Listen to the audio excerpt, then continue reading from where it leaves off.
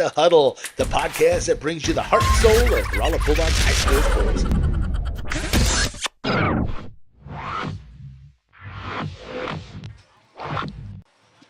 All right, everyone. Welcome to Inside the Huddle, brought to you by Romo Athletics and powered by our title sponsor, Phelps County Bank. Always like to give a big shout out to Phelps County Bank. They're 100% employee owned. They're 100% community champions. They are bankers by day. You know what they are by night? What's that by night? They're Bulldog fans. There you go, Coach. That's right. Go to mypcb.com, find out more about them.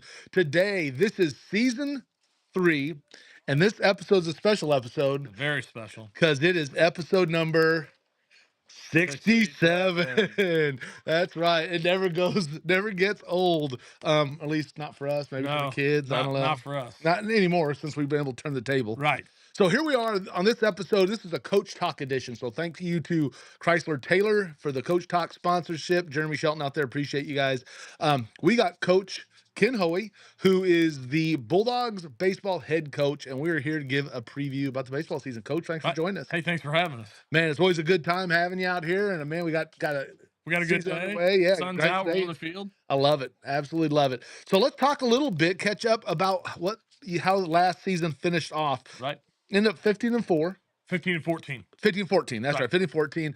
Lost in the semifinal to Parkway South. And District semifinal. Yeah. Had a 5-4 lead late in the game, let it get away. They beat us 7-5. And they went on. They went on, played in the Final Four, took third place. Wow. Yeah. Wow. So they were a great team, and we had a great game with them. We made too many mistakes and can't do that at that time of year. No, you cannot. Now, the game before that, the first round of districts, you played Lafayette, which they had a 18 and something record. I think they had a decent record. They're the defending state runner-up. Okay, so here they are. 2024. And they're expecting to come walk through us. Right. And you guys put a beat down on them. Yeah, I mean, Jensen threw a great game. Our offense was big. I don't remember if it was the 4th or 5th inning. We put a big spot on the board, took the lead, and held on. And yeah, it was a great win for our program, a great win for our boys. Yeah, and 10-4 victory, and that's one that a lot of the boys have talked about. When it's like, hey, what's your memorable moment? When we talk to the kids that have all signed to go play college ball, they keep bringing up that moment. Right, that game is kind of their favorite game. So let's take a look a little bit about some of the key losses to graduation from last year. We were talking beforehand about the impact that has on the lineup. Yeah, so we graduated our 3 and 4 hitters, Trustin Richards and Braxton Barr, and those guys were awesome last year offensively. Big hit after big hit, RBI after RBI, and damage. They weren't just weak singles; they were doubles and homers. And then we also lost Austin Long, and he was one of our big bullpen pieces. So those three guys are all going to be key losses for us. Braxton also pitched quite a bit out of the bullpen, and Trutt was a great first baseman, awesome defensively, which saved us a number of times. So replacing those guys is not easy. Yeah, it is. And then we talk about in the past that how we don't have that conference anymore. Right. So it kind of limits some of that visibility that the teams are getting, because now you're competing with, with other schools that already had their conferences. They're all together on districts. We saw that issue in softball. There they are with the 6-7. Yeah. All right. So we saw that issue in softball where we had a girl, Abby Creedy, deserving to be in that all-state catcher for her 4th consecutive year. Right. And because we're not in a conference and we're in a different district, they kind of they went and voted their way and kind of left us on the outs. Part of it was, part of what I was told was our schedule. But, you make the schedule in advance, and some teams maybe weren't as good or maybe fell down a class in size. But all we can do is play the games in front of us. That's what we're going to do this year. We've got some players we think will be competitive. We think we'll have a chance in every ball game on our schedule. And you had you're blessed to have 2 all-state players last year, right? Colton Peter Smith and then Jensen Thomas. Right, Jensen as a pitcher and Colton as an outfielder, and for us and for most high school teams, your best pitchers also have to be your best hitters and vice versa. Yeah. So that's great. Then you already talked about the seniors you graduated that were key parts of the lineup. So now let's jump in and look at it this year. First of all, are we healthy? Right now we are healthy. Okay, that's always good. Right, like start off with that one. Right, want to be good at the start of the season. Yes, because you had some in the past when Colton Peter Smith came in that one time. Right, he was banged up his sophomore year. Didn't play till April. Didn't get in the defensive part of the game until late April. So we've dealt with that and some arms along the way, some pitchers that were unable to go and things like that. Right now we've got some guys that are healthy and working hard, and we like what we have. I like it. I like it. So let's look at a little bit about some of the key returners that you have. We already Right. talked about CP and Justin Thomas were Yep. juniors last year. Right. They're seniors this year, coming back off their all-state season. Right. Yeah. They had great seasons as juniors. Two of our leaders, two of our big pieces on the mound, which is always important. They're both back. You know, CP had a great football season. I think it was an all-stater. Jensen just finished up a great basketball season, a great basketball career. So it's great to have those two guys. But we have a bunch of guys. We have 8 seniors. Wow. And 6 of those guys have already committed to play next year at the collegiate level. Yeah, we've just got done with Rikers Right. just this Yeah, week. Riker Snodgrass, our third baseman, he just signed with Illinois College. He's going to be a Blue Jay. We've Blue got boy. a blue boy. Blue boy. Oh, okay. Blue Boys, yeah. Right. No, because I looked that one up. I was surprised. I thought it was a Blue Jay, but it's like the Illinois Blue Boys. Oh, all right. Well, I wasn't aware of that. Yeah. Okay. We've got 2 guys going to Missouri State at West Plains. Landon Richter, who did a lot of catching for us, but he's a utility guy. Yeah. Play all over the place, left-handed stick. And Ruger Covey, big time outfielder for us, another left-handed hitter. Those guys are glue guys. It's great to have those guys in our lineup. We got Jack Morozowitz. He's staying here. Yeah, I love that. Missouri State. He's Missouri Missouri S3E. S&T. He's Love going to it. play football for Coach Ball, and he's going to play baseball for Coach DeGraff and Reed. Yeah. So that's pretty impressive. We've got Logan Jenkins coming back. He's going to move across the diamond, play quite a bit of first base for us, and then we got Landon Brown back in our starting rotation. So, you know, excited for those guys. What do you think about the possibility of those two going on and playing college baseball? They're capable. Yeah. I mean, they're talented enough. It's if they want to. Yeah. Is what it comes down to. Yeah. And you see that a lot, and by the time kids get through those 4 years of high school after they've been through all of the stuff from the summer ball and everything else. So sometimes it's just like, hey, you know what? I'm ready to go. I'm ready to put that thing up. And both of those guys are going to be contributors for this year. I mean, they still have a little bit of time to make a decision, and whatever decision they make, I'm sure it'll be in their best interest. Yeah. So. And then, that's kind of a lot of them coming back. Anyone else? And we think we got 4 juniors that are going to be contributors for us. Nice. We've got, and I'll just list them. We've got Chase Hudson. He's a middle infielder, outfielder guy. He was one of our big courtesy and pinch runners last year. We think he'll step into some ABs and some starting roles here and there. You got Zaire McWilliams, left-handed arm, big kid, strong kid, can play corner. Well, he can play first in the corner outfield, so got a chance to get out there. And then you've got Blaine Spabo. He was a starter for us last year. Yeah. He'll be back again in that utility role. He'll play all over the diamond and he'll pitch. And then one guy that's super improved is Chase Williams. Chase caught a bunch for us last year. Didn't hit as much. Offensively, he's much better. So all 4 of those guys should have an opportunity to compete and get some varsity at bats and some varsity playing time. And that's what you want to have with your, having that depth and the ability and the flexibility to adjust your rotation as needed. If anyone needs to step in, give them a break from the catching spot, they can move out to a different field position. Right. We've got 3 catchers that we're comfortable with behind there, with Chase, with Landon, and with Blaine. And all of our guys, all 12 guys I mentioned, they're all going to get some time on the mound. Whether it's as a starter, a reliever, inning here or there, but just guys that'll help get us through big weeks and long weeks. Yeah. And unlike softball, the most important thing you can have is having an arm barn in high school because they're limited on pitch counts. Right. I mean, we used 4 different girls in softball, but honestly, we used 2 different girls. Yeah. In baseball, we'll use 4 in the first game. Yeah. So, yeah, a little bit different. So who do you have slated? Do you have anyone slated right now to be that opening day pitcher?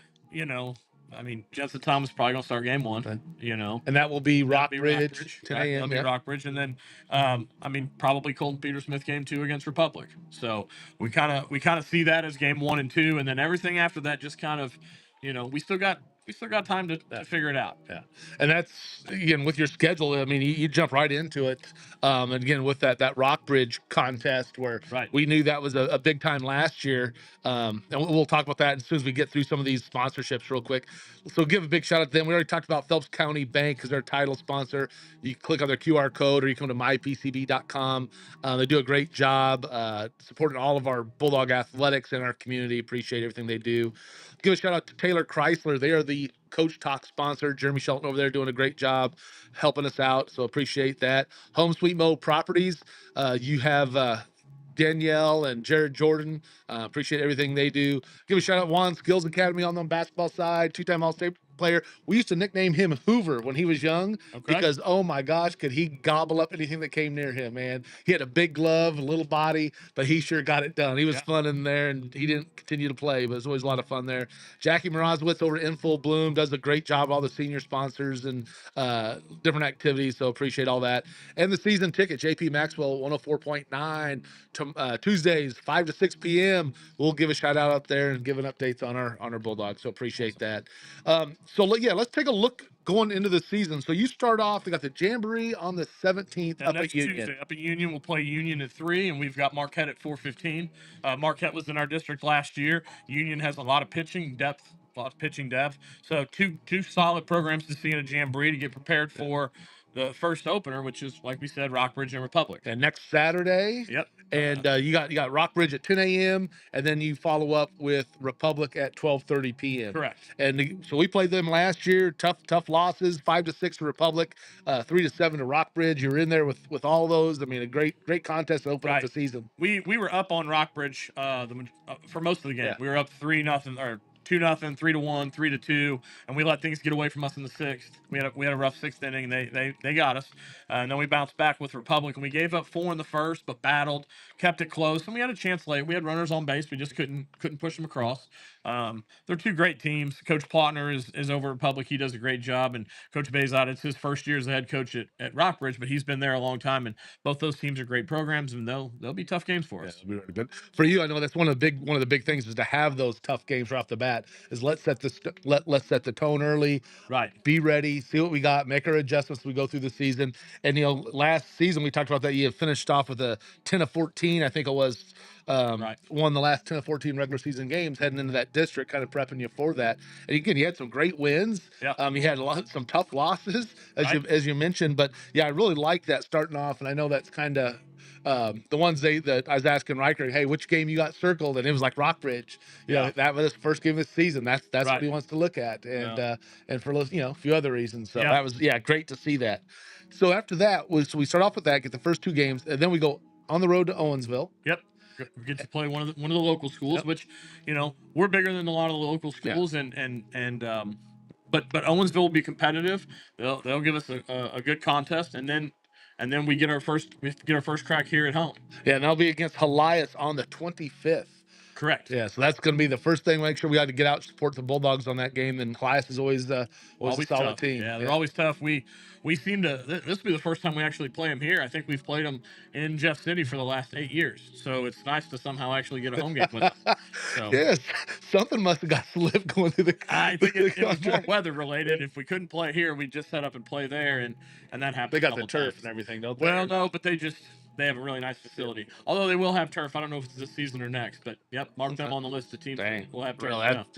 And maybe someday, right? Maybe someday we'll have that as well. Yeah. But I know we're trying to work on the drainage system with football, which hopefully will translate. Translate on down to us. Hopefully it will. We'll have a see about that. So, did you have a favorite game from last season? I mentioned some of the players talked about that Lafayette game. Looking back on last season, was there something that kind of stood out to you as a favorite game? The Lafayette game was a lot of fun. It was a lot of fun to go up as an underdog. We weren't underdogs in our eyes and in our minds, but we were in a lot of people's. And it was fun to go up and compete and show them that Mid-Missouri baseball is pretty solid too. We had a couple nice regular season games. I thought we played really well over at Camdenton. We played pretty tough against Hickman and Battle and Rockbridge. So we had a bunch of good games last year. I don't remember a whole lot of games where we were uncompetitive. So that's good. Yeah. Do you have a game circled on the calendar for yourself? I do. It's game 1. It's Rockbridge. It's the next one. That's the one I'm worried about. Exactly. Always the next one coming up. Yeah, I like that. So we'll go in with that one. Have a big focus. Now, is there anything that, again, with the schedule, I'm just going through and looking at, because again, you got a big schedule, you got all the freshmen, everything on there.